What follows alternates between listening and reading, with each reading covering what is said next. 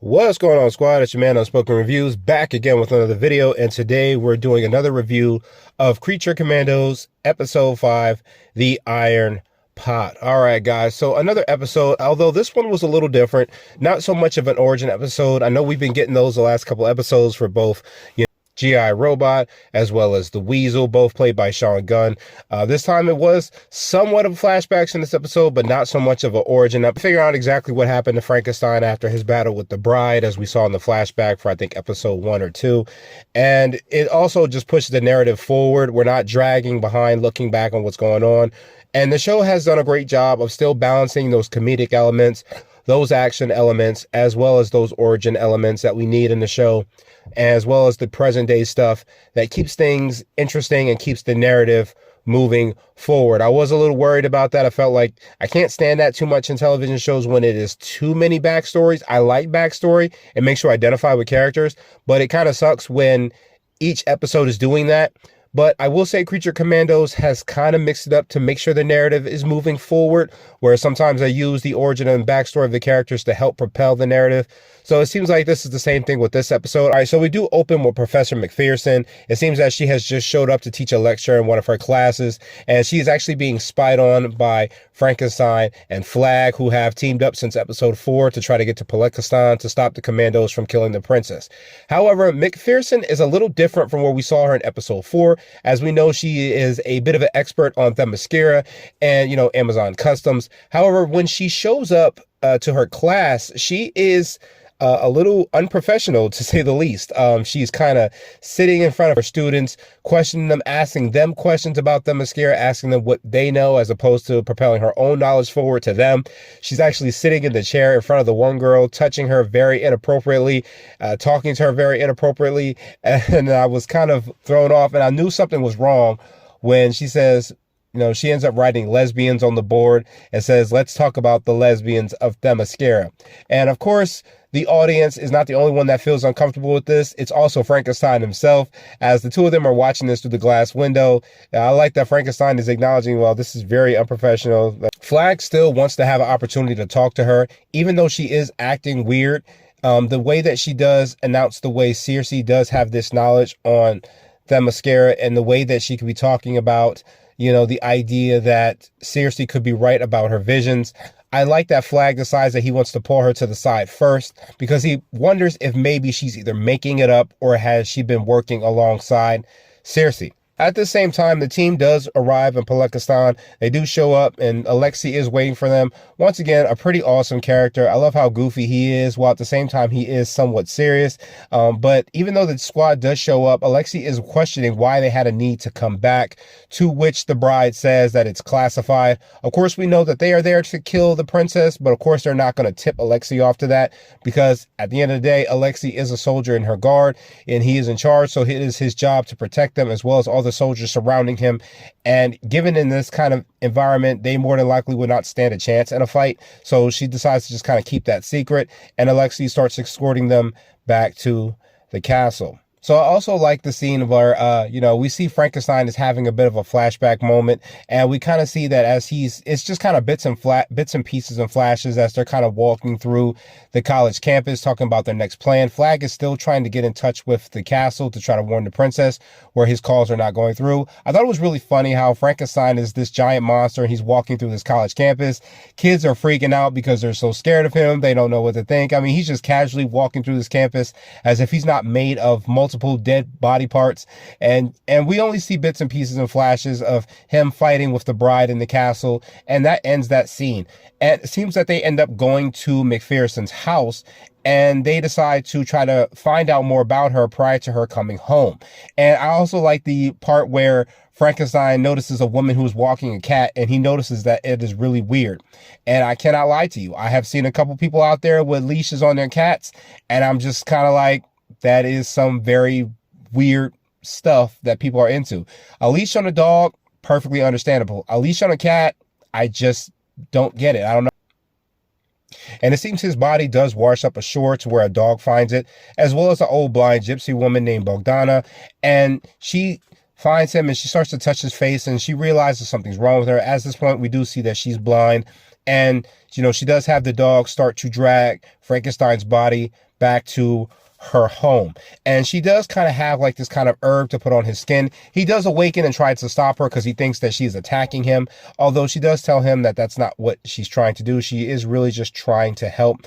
And I thought it was kind of messed up how, as she's trying to tend to his wounds, he kind of makes this comment about blindness, and because he notices that she's not afraid of him and that, you know, most people would be running scared. However, she admits that she can't see anything because she is blind, which I thought was kind of funny, that Frankenstein starts to make a joke about how he doesn't understand blindness, to which, you know, the gypsy woman just kind of shrugs it off, and she just starts applying the cream to his face to heal his wounds.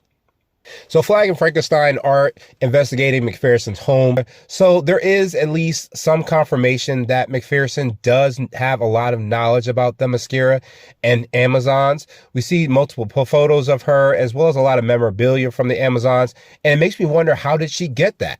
You know, it's not just something you happen upon. Now, I know that there are some women that are allowed on Themyscira, and most people can be killed if anyone gets closer, or mostly men, or maybe these are just stories that are fabricated by the media to keep people away. We do know that Themyscira does not allow any men on the island, except for when they're using them for breeding purposes, and I think usually they either kill them or they just send them back. But the point is that most times, you know, men are not allowed on the island. Women, however, I think they are allowed. I think there's just certain stipulations, and maybe they might have just allowed her there, or maybe Diana, Wonder Woman herself, gave her some knowledge, as well as gave her some trinkets. I'm not exactly sure. I hope that we find out later on down in the DCU. So Flag does come into her office, and he does see a body sitting there. And as he spins it around, we do see that it is McPherson. She's actually dead, and her body is still somewhat fresh, apparently unsuspecting. I think that she was assassinated. Of course, we know she was murdered, but I don't think it was a death she saw coming, because her body doesn't seem to have moved from that chair. So it looks like someone snuck up behind her and got her when she wasn't paying attention. You know, of course, Flag does call up to Frankenstein, and I thought it was pretty funny how, you know, Flag immediately tries to grab the phone and tries to contact the princess, realizing that the imposter that may have killed McPherson may indeed be working with Circe and helped come up with that entire story about using her clairvoyance to tell the future. So he ends up getting on call. He ends up finally getting through on the line. And I think it's really funny how he's trying to warn the princess that the Commandos are coming to kill her. And, you know, she's kind of lost, but she does take his warning with respect and, you know, starts to let her soldiers know. And I thought it was pretty funny how, as he's on the phone trying to contact, you know, trying to give a description of what's going on to the princess, Frankenstein is in the background trying to play himself up. He's saying, hey, tell her about me, tell her about our friendship, tell her about how cool we are, you know. And it's very funny because it seems like it's what some guy would do who's your friend, who's trying to get at the girl on the phone, and he's trying to hope that she will play him up so that he will look good to the girl he's trying to get with. It was so hilarious. And of course, after the call is over, he is mad at Flag for not doing that for her and saying that the bride won't realize how much of a good person he's become. However, McPherson does pull up at this point in time, or the imposter McPherson does pull up in the car, and, you know, they decide to hide. And I thought it was so funny, as Frankenstein is just trying to hide. He's just like, look at me, you know, where am I going to hide at? He's like, I mean, this dude's a huge monster. He's got nowhere to go. We do get more of a flashback for Frankenstein, and we see he is kind of settling in his life with Bogdana. He has gone hunting along with her dog, and it seems that he's really happy with using the shotgun. And, you know, he actually talks about, you know, I only have to aim it at something that I wish dead, and then it just happens. And, you know, Bogdana is not really upset about this. You see that she really enjoys Frankenstein's company. Even though he's somewhat of a dick to her, she kind of likes it because she's an old, lonely woman. And being blind, she doesn't really have a lot of people that she can connect with other than that dog. It makes her feel happy to have someone that she can be around. And we can see that Frankenstein, in some regard, is finding a little peace there. He's happy where he's at. He's enjoying spending time with the dog. And it seems that we kind of see him in a different light other than the monster we see who has killed Victor Frankenstein and has hurt the bride the way he has. And especially even though he's killed people, we start to think that maybe there's a possibility he's not that bad after all. Lexi is driving the Commandos back to the kingdom. He does end up getting the call from the princess, apparently warning him about the idea of what they're there to do. And he decides to take a little detour and tries to get them off road and away from the kingdom, and tries to play it up as a detour. However, we do see that the Bride and Phosphorus are not exactly falling for it. They do know something is up, but they just play along with it anyway. But we do see, as Flag and Frankenstein are trying to leave the house, we do see McPherson does sit down on the couch and she turns on the Xbox. At first I thought it was a PlayStation when I saw the controller in her hand, but then I saw the Xbox logo come up and I was like, oh please, they're like Xbox? Oh, McPherson, we ain't cool. But she's ended up playing MK1, actually the recent Mortal Kombat that came out, which I thought was funny, which is actually kind of hilarious because Peacemaker is a DLC character in that game. I thought that was kind of weird. I wonder if they're going to reference that Peacemaker is in that game or that he became so famous that he now is in a Mortal Kombat game.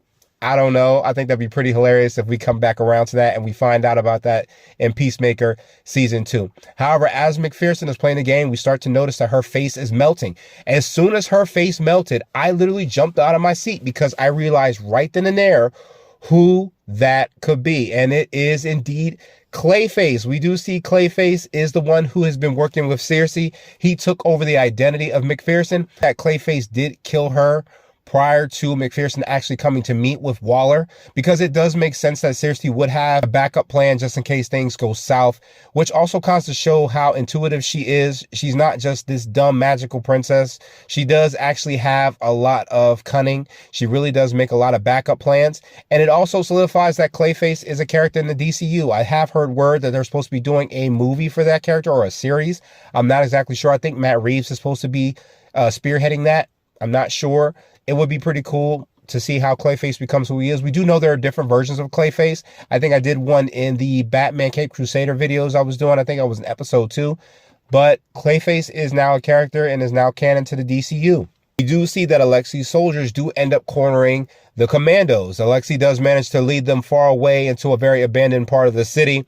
And we do see that all of his soldiers do show up and try to kill the Commandos, which I thought was very hilarious because Alexi does try to tell them to give up because there's nothing that they can do. He has the Bride at gunpoint. However, Phosphorus does punch through the seat and takes off Alexi's head. His whole head is gone. He completely decapitates him, which I was so sad to see because I really liked Alexi. I thought he was a real good character. And apparently Phosphorus felt the same way. He was like, damn, I really like that guy. So we do kind of get like back and forth scenes between the fight in Palekistan as well as Flag and Frankenstein going up against Clayface. And I'll just stick to one for now. We do get a pretty awesome fight from the Commandos versus Alexi's soldiers. It's pretty awesome. We see the Commandos cutting loose. We see the Bride taking weapons from the soldiers and just mowing them down, taking them down one at a time. We also get a chance to see Phosphorus cut loose. He completely disrobes. He burns down a whole tank, which I thought was just vicious. And mind you, this dude is made of pretty much phosphorus, acid. He just burns through everything. He just pretty much stands still. The tank just goes completely through. He goes completely through the tank, burns off people's faces. It was just a pretty cool fight scene. Of course, we see that Weasel and both Weasel and Nina are both just trying to get away. They don't want anything to do with the fight. They're just trying to get to safety. I hate that we haven't had a chance to really see Nina Mikursky cut loose yet. I hope we get to see that later on down the line, but we haven't had a chance to see it yet. I'm sure we have, I think, a couple more episodes left. I think 2 more, so it won't be long before we get to see what happens with her.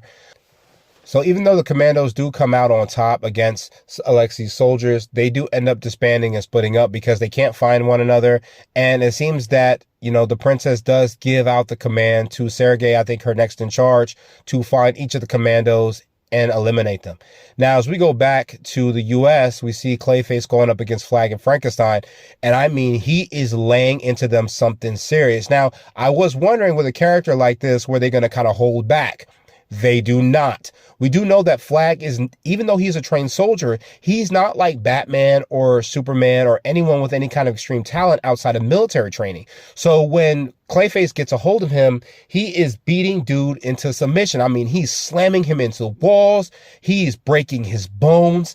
I mean, everything. And at the same time, Frankenstein is being consumed by all of Clayface's clay. He pretty much has him in the center of his body. Clayface does introduce Flag to that Nightfall comic, and he ends up breaking Flag's back on his knee. And I was in awe. Of course, I wasn't too shocked about it. Like, it didn't throw me off a lot. I know that Clayface is very powerful, and I'm very glad that the writers did not hold back on his capability. I didn't want that to happen. I know sometimes when we get these type of characters, we tend to hold back a little bit. And we do know that we don't have to worry too much, because Flag does make an appearance in the Superman film as well as Peacemaker season 2. So how he comes back to life, I'm pretty sure we'll find that out in the following episodes. But still, great fight scene. Of course, Clayface does have his weaknesses, which include electricity and water.